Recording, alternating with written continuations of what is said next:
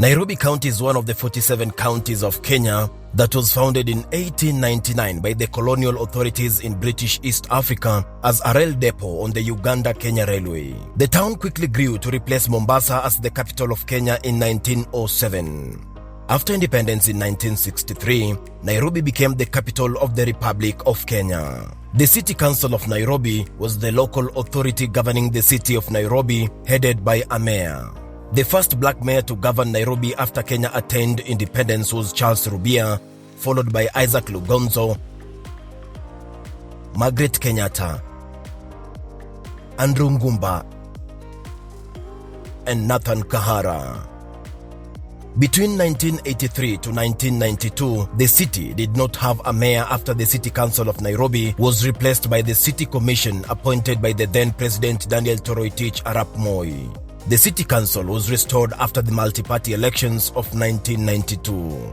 In the year 2013, the office of the mayor ceased to exist since under the 2010 Constitution of Kenya, local governments were replaced by county governments headed by governors. Because of the felt need to have efficient and effective management of county facilities and services by the county leadership, former President Uhuru Kenyatta, through an executive order, initiated a deed of transfer of functions between the national government and the Nairobi City County government.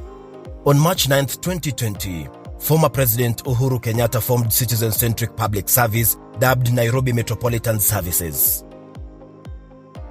He appointed Lieutenant General Mohamed Badi to oversee the following mandated functions: County Health Services, County Transport Services, County Public Works, Utilities and Ancillary Services, and County Physical Planning and Development. I have also today created the Office of the Nairobi Metropolitan Services.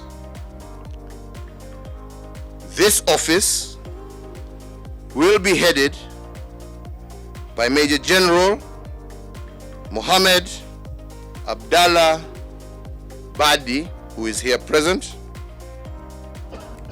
Early 2019, the governor then said that there were cartels disturbing his service delivery in mainly the 4 functions that were transferred.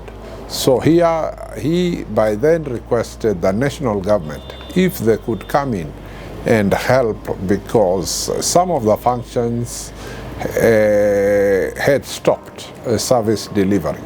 And His Excellency the President noticed that those functions were part of his Big 4 agenda. In order to effectively implement the mandated functions, the Nairobi Metropolitan Services structured itself into various directorates. Progressively, Nairobi County residents began to see transformation.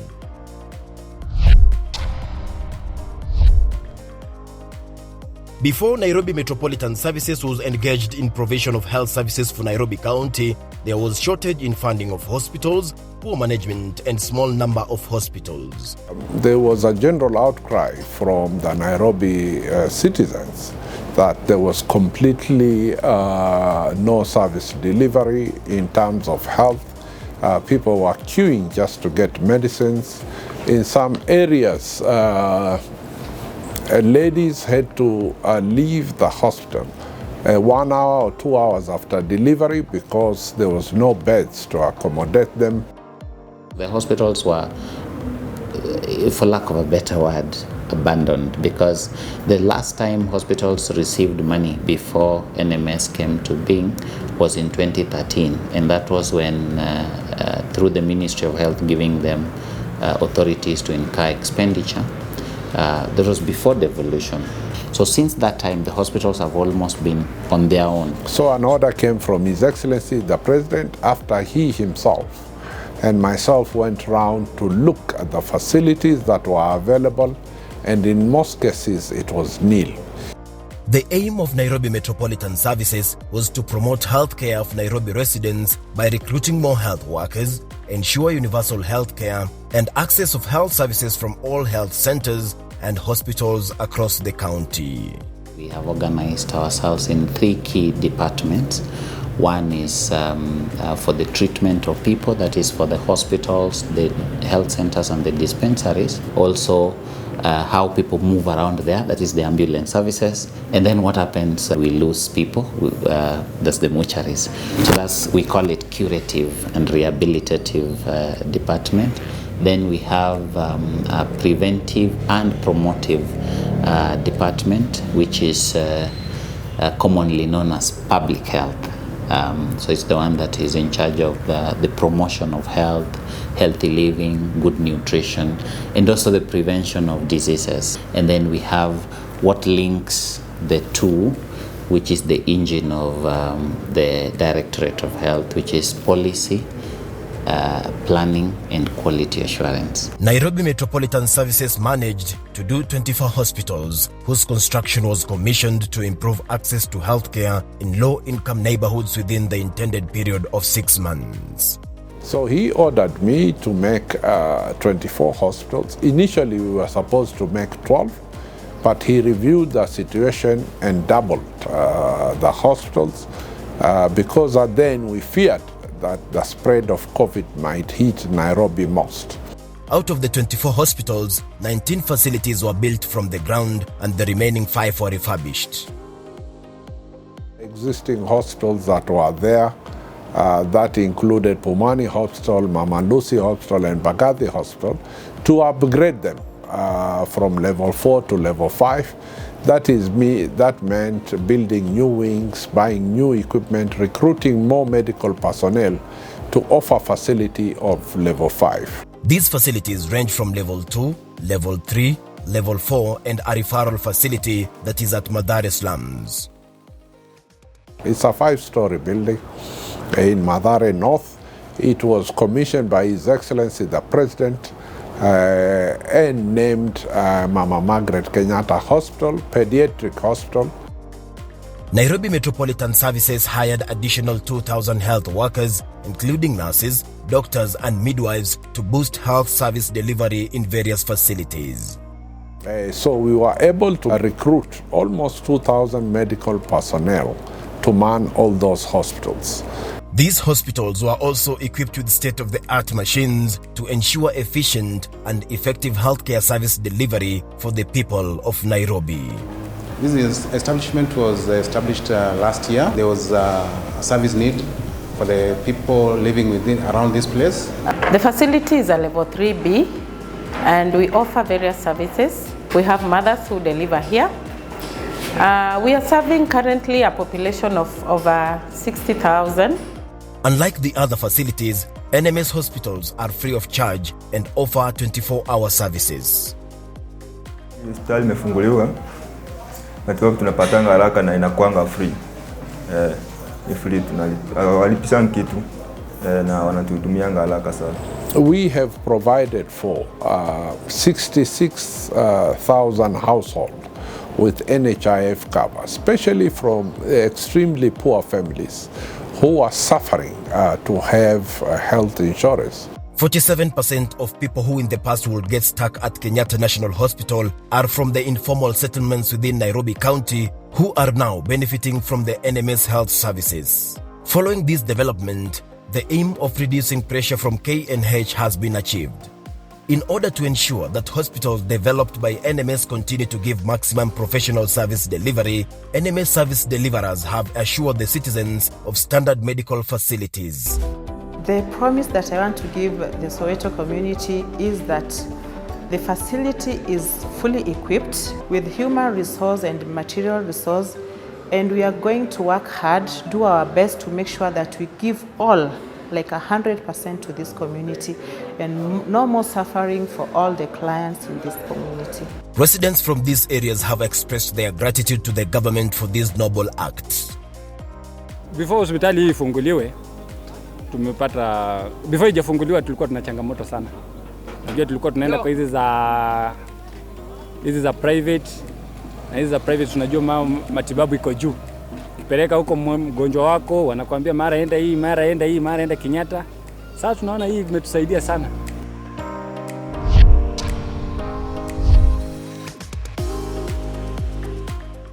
The dire situation of environment, water and sanitation of Nairobi County was among the challenges that Nairobi Metropolitan Service inherited from the Nairobi County government.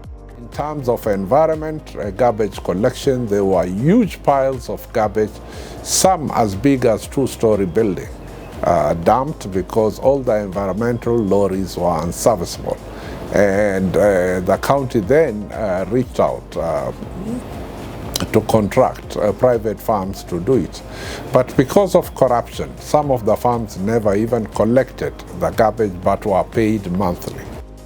In efforts to curb the challenges occasioned by ineffective garbage collection, lack of access to clean water, poor sanitation, dilapidated sewer management and drainage system, and neglected parks and green spaces, Nairobi Metropolitan Services progressively ensured that every aspect of this challenge was effectively addressed. For a long time, residents could not access clean water. Nairobi Metropolitan Services ensured that residents would access water within proximity at no fee. We were able to have 193 boreholes operational and functional within the city. Other than that, we've also been able to run a program for distribution of water in the informal settlements. We started by first providing clean water free of charge. So within first 100 days, we were able to drill 100 boreholes and provide a safe, free drinking water to wananchi. Hii maji imetusaidia sana juu tulikuwa tunanunua maji huko. So saa hii at least hiyo pesa ya kununua maji unaweza nunua kitu ingine. Most of them had no water, no sewage. So we started a program to lay pipes for water, to lay pipes for sewage, which was very critical stage. The article that came then in the news, the flying toilets of Kibera. So that was quite an embarrassing situation. And during COVID crisis, that, if not halted, would worsen the situation. The national government, through the Nairobi Metropolitan Services, implemented development of sewer management systems in the different parts of Nairobi. So the project has progressed to a very advanced level, which will now see Mukuru residents being able to enjoy piped water, as well as being able to connect their settlements to sewerage networks. Residents concur that stagnation of sewer and poor drainage system was dealt with. Tulikuwa tunapata shida kubwa sana kwa sababu ilikuwa mtaro, hakuna mtaro, kwa maji ilikuwa haina utaratibu wa kwenda. Lakini sasa hivi naona mtaro ni safi, kwa maji yanaenda kama kawaida. Sasa hizi mtaro ingekuwa na harufu kwa sababu ina uchafu mingi. But tangu itengenezwe iko sawa. Uchafu yote inapita na unapika chapo zako bila wasiwasi. Hakuna harufu, customer wanasikia wako mahali pasafi.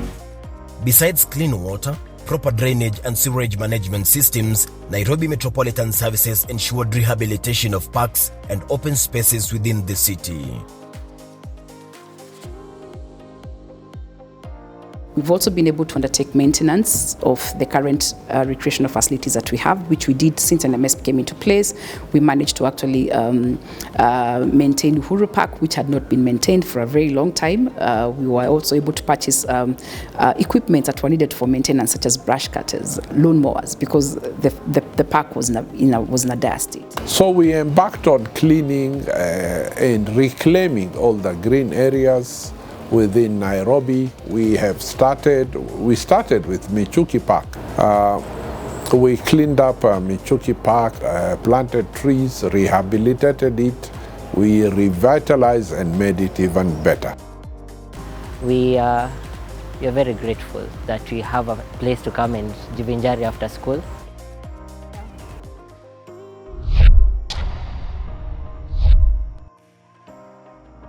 Before the commissioning of NMS, street and security lighting was a major hindrance to Nairobi residents to operate at night. The Directorate of Energy under Nairobi Metropolitan Services took up the function of ensuring electricity connectivity of various amenities in the county. Energy in NMS took up quite a bit of a part that was being done by public works and the auxiliary services, specifically street lighting, making sure lighting up the city and ensuring that hospitals and other county facilities have adequate supply to make the the change that was envisaged under NMS. Residents can now operate their businesses at night without fear of insecurity, as NMS has availed security street lighting. Nashukuru kwa kutuwekea security light. Hiyo ni kitu kingine ya muhimu sana. Utaweza toka nje wakati wowote, kuna mwangaza. Uisi hakuna, mtu anaogopa ataweza onekana juu ya hii light. Biashara tunafunganga hata saa 6 ya usiku.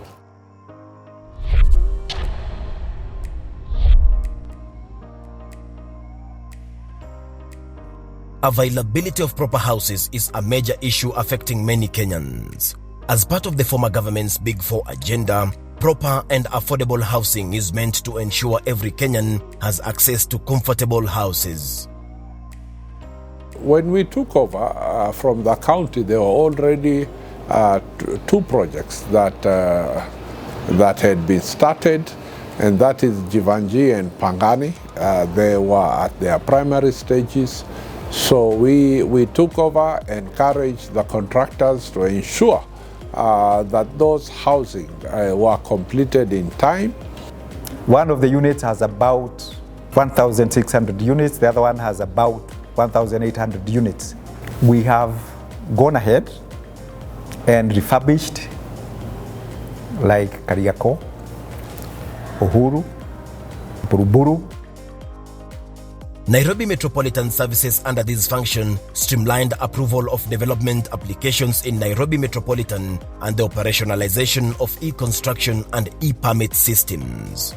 NMS has been in the forefront in making sure Nairobians have certificate of titles. As NMS, we identified the county lands that were free in various sections, from Jogoo Road, from Bahati area, Jericho, California, all the way to Woodley towards Ngong, which we have programmed to build the first phase, 50,000 houses. His Excellency will break ground in those 10 sites to make it in history the first big scheme that the government is undertaking to make sure that wananchi get affordable housing.